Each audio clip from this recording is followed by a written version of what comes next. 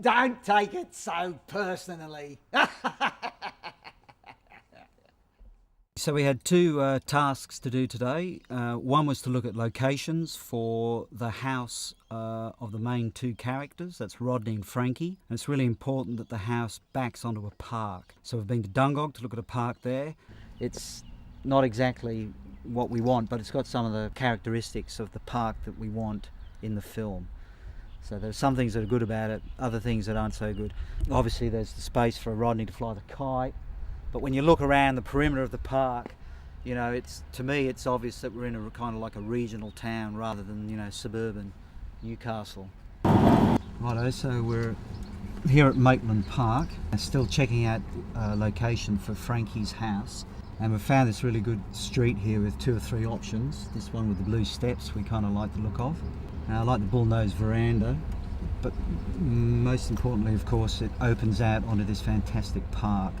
So the options for the park are great. And also that all these houses are in a nice row, so if we can cheat some of the angles, we'll still get this feeling of being in kind of like a suburban environment, which is really important. This one here we really like. Pretty ramshackle, kind of like reflects the state of Rodney, I guess. But also we like these 2 lions down here in the front steps. Bit of kind of elegance, Gothic elegance, which kind of suits Frankie's character really. And the other thing that we wanted to do today was to speak to our first official sponsor, and that's Brent Fans at Organic Feast, and he runs an organic fruit and veggie retail shop. And the reason that we want to speak to Brent and get him on board is because we need some caterers to make this film and keep our actors and our crew very happy. The way to an actor's heart is through his stomach and her stomach. Same with the crew, I should imagine.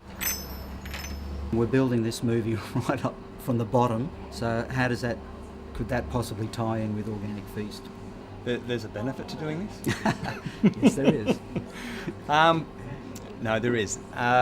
See? I see, I suppose, a venture like this as it rolls on and starts to gather some momentum, and particularly come release date, I imagine that the local interest from media and the like will build and give us a good chance to expose what we do to our core market. Our core market really is anybody living within this region who's interested in organic food. But I guess things like this tend to attract more thinking kind of people, and organic food customers are thinkers. They're thinking about, obviously, what they're putting into their bodies.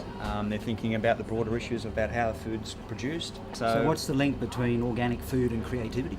For us, food is very important, of course, and very important. It's the most important. Well, it is. Than water. But there are other things that nourish your soul, and these sorts of things, I think, are part of it. Food today is in terms of its distribution, in terms of its production, is very centralised. You know, you go into the supermarket, it's the one season, 12 months of the year. They're all the same looking apples.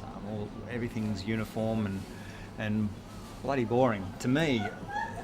In terms of media and all that kind of stuff too, I get the impression anyway that things have sort of monopolised as well, and there is there's very sameness and blandness about that kind of aspect of life as well.